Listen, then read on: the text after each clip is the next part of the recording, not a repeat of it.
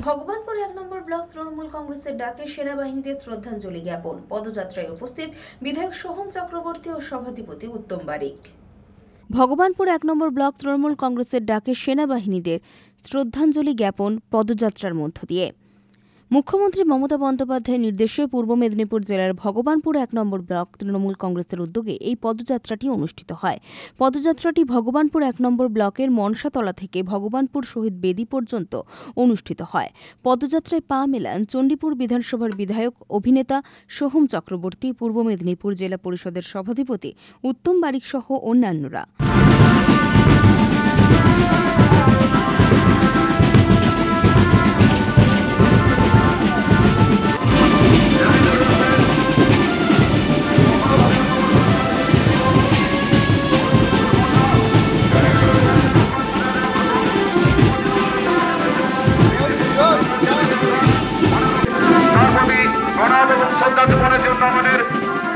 আমাদের মনসাতলা থেকে শহীদ বেদি পর্যন্ত র্যালি চলছে।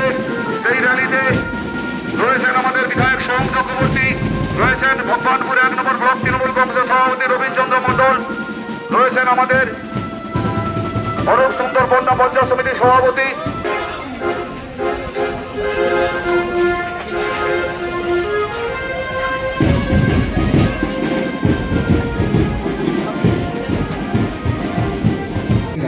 আমাদের যে সেনারা রয়েছে তারা কখনো আকাশ পথে, তারা কখনো জলপথে, কখনো স্থলে, প্রত্যেকটা মুহূর্তে চোখের পাতা এক না করে বন্দুক নিয়ে দাঁড়িয়ে রয়েছেন।